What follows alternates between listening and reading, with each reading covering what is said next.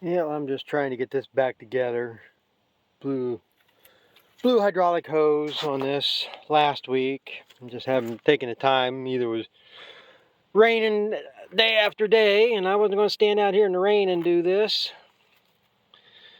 Or got busy doing something else. I finally went the other day and got the hose. Now I'm just going to get it put back in.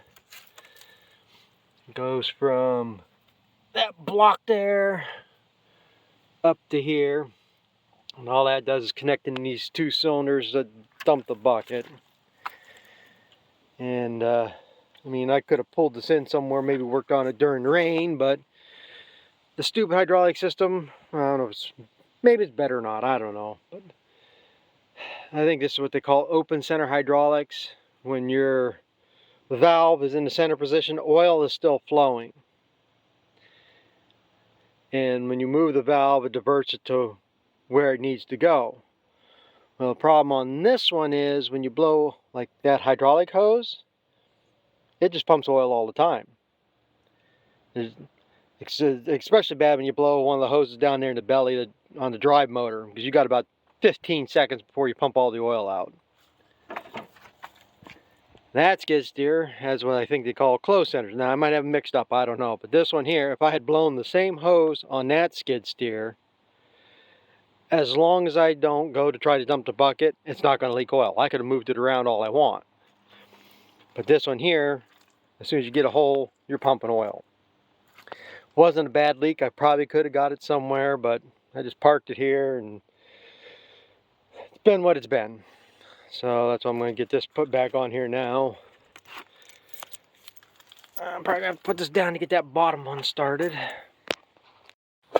Yeah, I finally got it.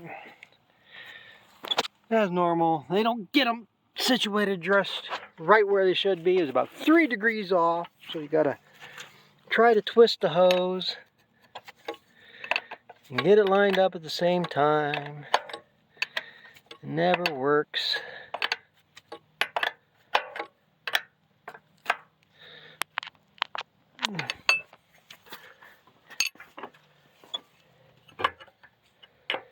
This is the easy one to get back on.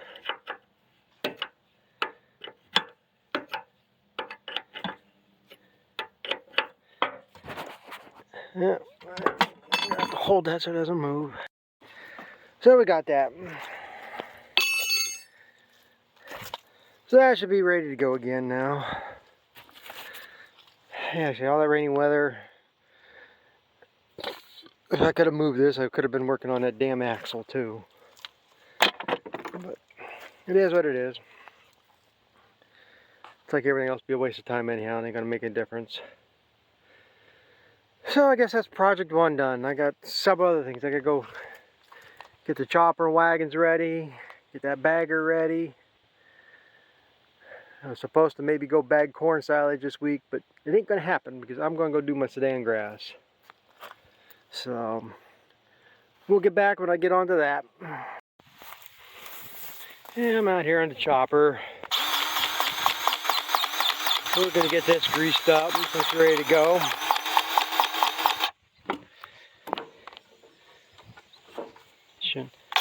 But I found another problem with it too.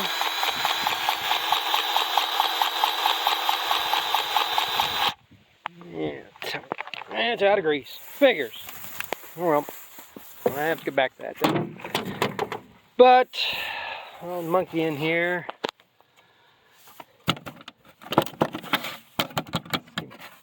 Nothing holding this side here. This piece is supposed to go clear up there, but it really don't make much difference. This actually, that fan, it's actually kind of sucking it in. So all this has to do is just blow it into here, but I do have some holes back in there. As I say, not that big of a deal, but it is something I'm gonna have to cover up there. Why the hell this got such a gap in here? As I say, it doesn't seem to make much of a difference because it actually draws it in. So I'm not too worried about it. I might mix up something on there, try to figure something out. But then the only other thing I got to decide is, definitely got to change the length of cut again. Right now I got this on the shortest length, which actually be 12 knives on that sprocket is 1/8 of an inch. And like I say, you can see it's not all that fine. I don't have all the stringy stuff. But to chop that Sudan grass, one, I don't want it feeding through that slow because it'll take forever and a day to chop it.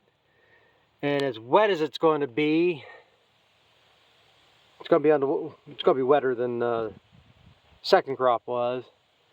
That I can chop it coarser. I just don't know if I want to go back to where I normally been chopping on the middle sprocket, or go all the way out to the big sprocket and end up, chop pieces like that. Because the wetter the feed, the better. The longer you chop it, the better. Because bagging it in that bagger, if it's too short and it's real wet, then it's going to just make mush. But if I lengthen the cut out, I can chop it a little greener. So, probably,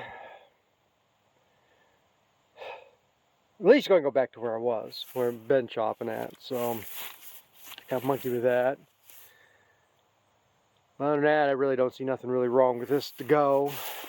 Like I say, just get it greased up. I wonder how I'm going to do in there. Whether I'm going to monkey with something right now, or... So I'm not going to worry about it. About the third load in, have that blow out and have to fix it, so... We'll see. Like I say, it's all just a waste of time anyhow, and ain't gonna make a difference. So, like I say, I gotta get them greased up. They probably really don't need it. Probably just need oil to change for the most part on them.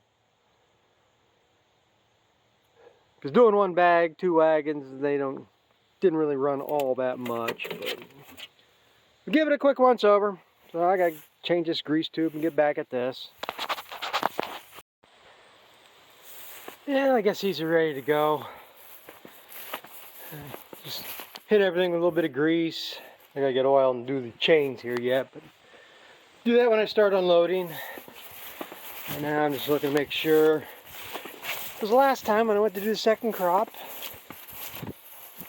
I had flat tires on both wagons. I'm sure they're not worried about that.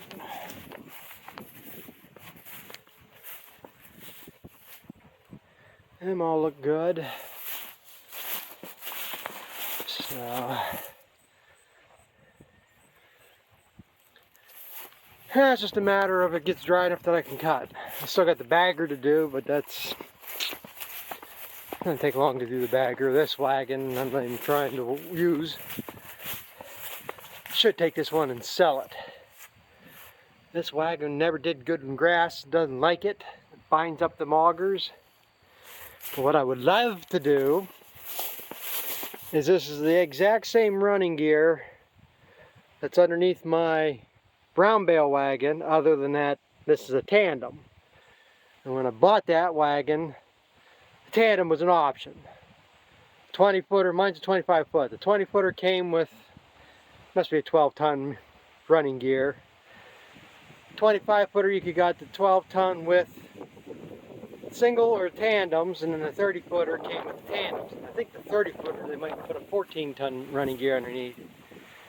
But anyway, what I'd like to do, I mean it's the same gear, what I'd like to do is pull that tandem off, put it underneath my bale wagon, figure out which 4 is the best tires out of them 2 and these 4, and then put the 2 wheels underneath this and sell this wagon.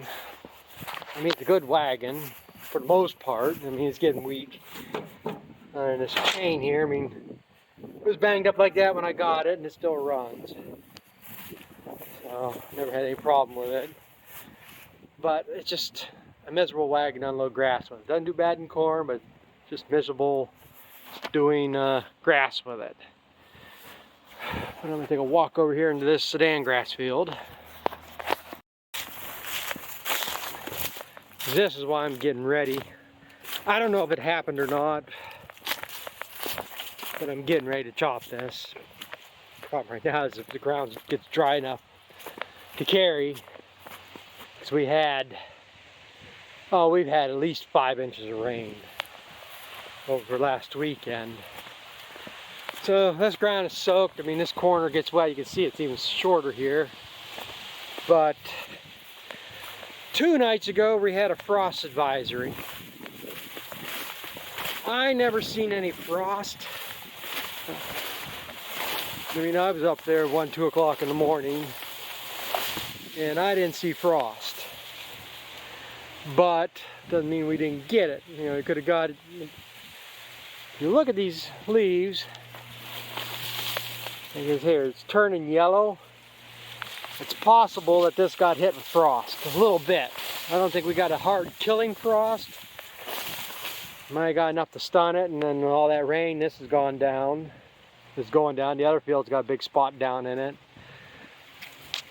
But I don't think it's going to grow anymore. I mean, heat's pretty much done with. We're only in the 50s and 60s here now, and this is like corn, it needs heat. And so I don't think it's going to gain any more. And if it did get bit with some frost, I don't have a whole hell of a lot of time to get it off. I mean, frost ain't hurting it. In fact, it might help dry it down a little bit faster. Thing is, with the frost, if I was green chopping this to feed cows, if it did get frosted, I cannot feed it to the cows for several days. I can't remember offhand what it is, but it makes some kind of a toxin or an acid or something, and it could kill the cow if you feed it green. But if it gets frosted, you can wait 3, 4, 5 days, I think it is, and then you can green feed again. Or if it's not a problem if I'm making silage out of it. Since I'm going to chop this and bag it, the fermentation process will take care of that toxin in it. So it's not a problem. The problem is, like I say, I was supposed to go bag corn, or they were calling to bag corn for this week. But that's going to get put off here now. Like I say, I'm doing this first. I don't know if I'm going to come out here tomorrow. I mean, well, this is the dead furrow here. It's always wet in this spot. I mean, it ain't sinking in too bad here. I mean, deer are sinking in.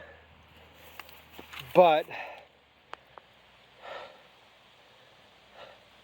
I know it gets wetter. This corner, this side gets wet. It's supposed to be good for the next several days. There is like 30% chances of rain Wednesday and Thursday. Problem is, like I say, we're not getting the heat to dry things out, so the ground's not going to dry that much. And the amount of rain we got, I need several days to get it dried up. I mean, it ain't bad. I might actually go out tomorrow. Like I say, I'm not going to mow this first, that's for sure, because I know this field's wet. This field out back here, I do have a better chance of going on it, and it would help if I mow it, and so the ground's out in the air to dry up. But I know, like I say, I'll be mowing that first. The field I shelled the corn on first, at 3 acres there, it's definitely going to go down first. I don't know how much the other field I'll mow, but that'll be the plan, to do that field up there first, come back and do this, and then I got that little acre piece. But yeah, they're going to wait until the next week to chop their corn. Because like I say, I'm going to get this done first, then we can get over there and do their corn. As of right now, I definitely got 3 bags of corn to do over there, possibly a 4th. And then I can come back and do my 3rd cutting.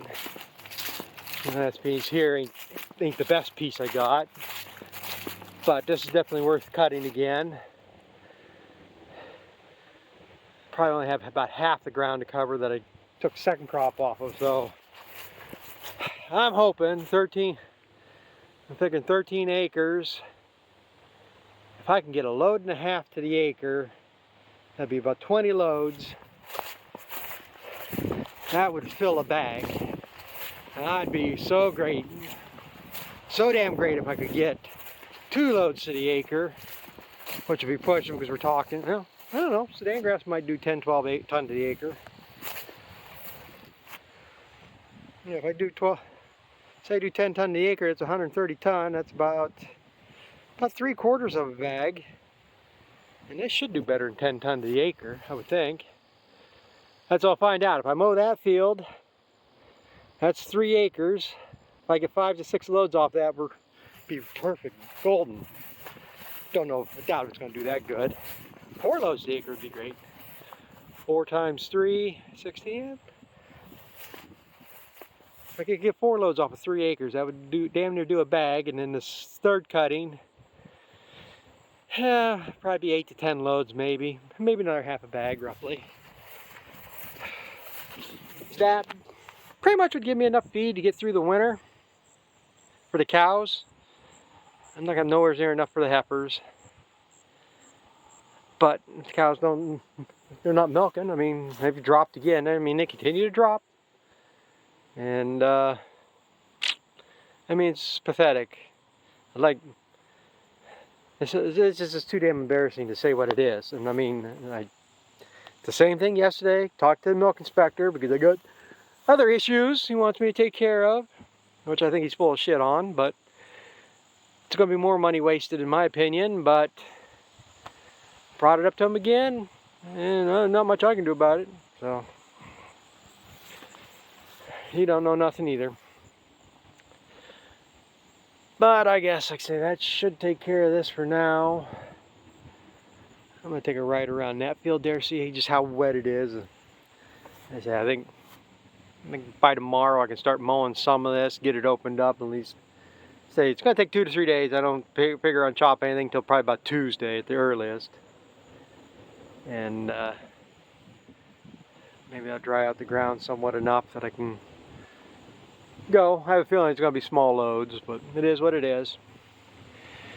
Now I'm going to go find another project to work on.